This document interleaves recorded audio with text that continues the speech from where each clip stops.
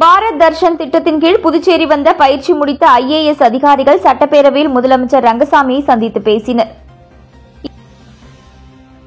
இந்திய ஆட்சி பணி பயிற்சி முடித்த 20 IAS அதிகாரிகள் பாரத் தர்ஷன் திட்டத்தின் கீழ் புதுச்சேரிக்கு வந்துள்ளனர். அவர்கள் புதுச்சேரியில் பல்வேறு இடங்களுக்கு சென்று பார்வையிட்டனர். இந்த நிலையில் புதுச்சேரி ஆட்சியர் குலோத்துங்கன் முன்னிலையில் பயிற்சி IAS அதிகாரிகள் புதுவை சட்டப்பேரவை வளாகத்திற்கு சென்றனர். அங்கு முதலமைச்சர் ரங்கசாமி நேரில் சந்தித்து பேசினர்.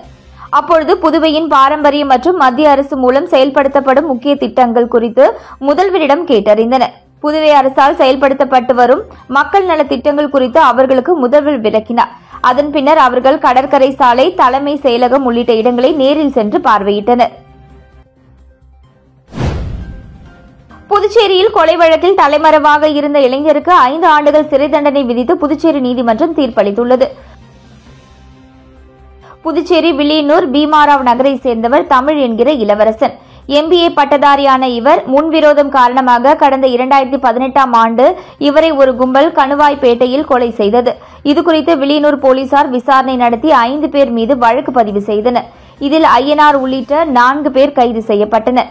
கொலையாளிகளுக்கு தங்க இடமளித்து உதவியதாக கரிக்கலாம்பாக்கத்தை சேர்ந்த அருண் பாண்டியன் என்பவரை போலீசார் தேடி வந்தனர். இந்த நிலையில் INR உள்ளிட்ட 4 பேர் மீதான வழக்கு விசாரணை புதுச்சேரி 2வது கூடுதல் அமர்வு நீதிமன்றத்தில் நடைபெற்றது. கடந்த 2024 அக்டோபரில் விசாரணை நிறைவடைந்தது. குற்றம் சாட்டப்பட்ட INR உள்ளிட்ட 4 பேருக்கு ஆயுள் சிறை தண்டனை விதிக்கப்பட்டது. இந்த நிலையில் தலைமறைவான அருண் பாண்டியனை போலீசார் கைது செய்தனர். அவர் மீதான வழக்கு விசாரணை தனியாக புதுச்சேரி 2வது கூடுதல் அமர்வு நீதிமன்றத்தில் நடைபெற்றது. விசாரணை முடிந்த நிலையில் அருண் பாண்டியனுக்கு 5 ஆண்டுகள் சிறை தண்டனை மற்றும் 10,000 ரூபாய் அபராதமும், கட்ட தவறினால் மேலும் 6 மாதம் சிறை தண்டனையும் அனுபவிக்க நீதிபதி மோகன் உத்தரவிட்டார்.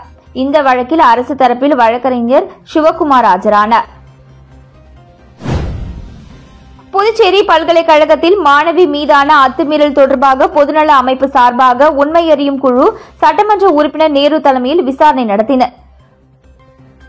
புதுச்சேரி தொழில்நுட்ப பல்கலைக்கழகத்தில் மாணவி மீதான அத்துமீறல் தொடர்பாக பொதுநல அமைப்பு சார்பாக உண்மை அறியும் குழு சட்டமன்ற உறுப்பினர் நேரு தலைமையில் பொதுநல அமைப்பு தலைவர்கள் பல்கலைக்கழகத்தின் பதிவாளரை சந்தித்து பல்கலைக்கழகத்தில் நடைபெற்ற மாணவி மீதான தாக்குதல் குறித்து விசாரித்தனர்.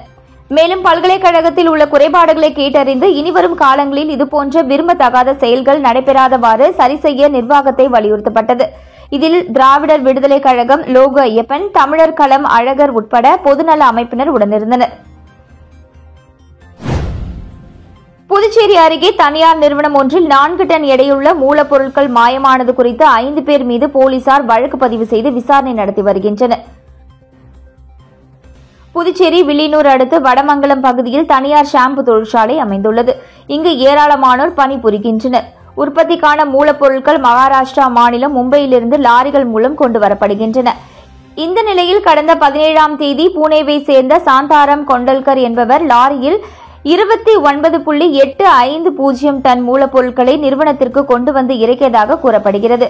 ஆனால் தனியார் நிறுவன உயர் அதிகாரி மூலப்பொருட்களை சரிபார்த்த பொழுது அதில் 4 டன் குறைந்துள்ளது. விசாரணையில் தொழிற்சாலையில் இருந்த லாரி வெளியே செல்லும் பொழுது அங்கு வேலை செய்யும் ஊழியர் முருகன், லாரி ஓட்டுநர் சாந்தாராம் இடையே பேச சென்றுள்ளார். அப்பொழுது மற்ற ஊழியர்களில் 2 பேரை பிடித்து விசாரித்த போது தொழிற்சாலையில் ஒப்பந்த ஊழியர்களாக பணிபுரிந்து வரும் சிவபாதம், இளம்வழுதி, முருகன் ஆகியோர் மூலப்பொருட்கள் திருட்டில் ஈடுபட்டிருப்பது தெரியவந்தது.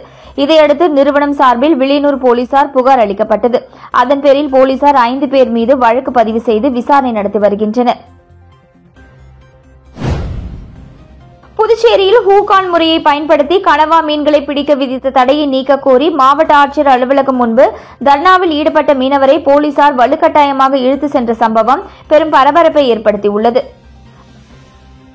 புதுச்சேரி மாநிலத்தில் உள்ள அனைத்து மீனவ கிராமங்களிலும் ஹூகான் என்ற அக்கடி கணவாய் முறையை பயன்படுத்தி கனவா மீன்களை பிடித்து வருகிறார்கள்.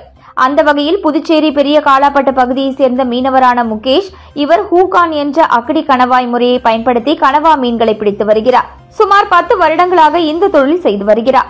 காலாப்பட்டு பகுதியில் இந்த முறைப்படி மீன்பிடி செய்பவர் இவர் மட்டுமே. இதற்காக இவர் தற்பொழுது 5 லட்சம் ரூபாய் முதலீடு செய்து புதிய படகு மற்றும் மீன்பிடி உபகரணங்களை வாங்கியுள்ளார். இந்த நிலையில் இந்த முறையை பயன்படுத்தி மீன்பிடிக்க புதுச்சேரி அரசு திடீரென தடை விதித்துள்ளது. இதனால் கடந்த 1 வருடமாக மீன்பிடி தொழில் செய்ய முடியாததால் வருமானமின்றி தவித்து வந்துள்ளார். எனவே வேறு தொழில் தெரியாததால் மீன்பிடிக்க அனுமதி தர வேண்டும் என்றும் அல்லது தான் வாங்கிய மீன்பிடி உபகரணங்களை அரசு எடுத்துக்கொண்டு அதற்கான நிவாரணத் தொகையை வழங்க வேண்டும் என கோரிக்கை வைத்துள்ளார். இதுவரை அரசு செவி சாய்க்காததால் இன்று காலை தனது மனைவி பிள்ளைகளுடன் மாவட்ட ஆட்சியர் அலுவலகத்திற்கு வந்த முகேஷ் திடீரென அலுவலகம் உள்ளே தர்ணா போராட்டத்தில் ஈடுபட்டார். அப்போது போலீசார் உடனே முகேஷை வலுக்கட்டாயமாக தரதரவென இழுத்து சென்று காவல்துறை ஜீப்பில் ஏற்றினர். அப்பொழுது உடனிருந்த அவரது மனைவியும் பிள்ளைகளும் அவரை விட்டுவிடுமாறு கதறி அழுது மீட்க முயற்சித்தது கல் நெஞ்சையும் கரைய வைத்தது. பின்னர் அவர்களை மாவட்ட ஆட்சியர் அழைத்து பேச்சுவார்த்தை நடத்தி இதுகுறித்து நடவடிக்கை எடுப்பதாக கூறி அனுப்பி வைத்தார்.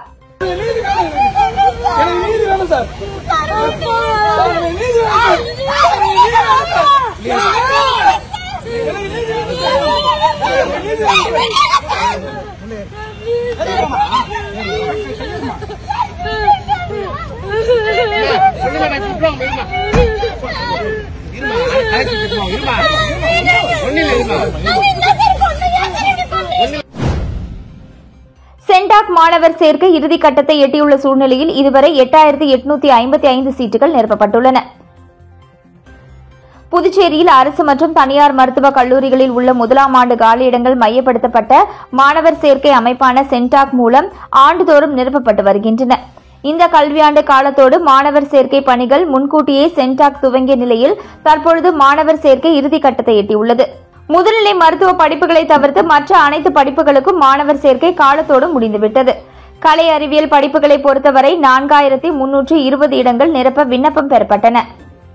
இந்த படிப்புகளுக்கு இந்த ஆண்டு கடும் போட்டி இருந்தது. மொத்தம் 14,911 விண்ணப்பங்கள் குவிந்தன. இதில் 3123 சீட்டுகள் நிரப்பப்பட்டன. வரவேற்பு இல்லாத படிப்புகளில் 1197 சீட்டுகள் நிரம்பவில்லை. இதேபோல் நீட் மதிப்பெண் அடிப்படையில் சேர்க்கை இல்லாத தொழில் படிப்புகளிலும் இந்த ஆண்டு கடும் போட்டி இருந்தது.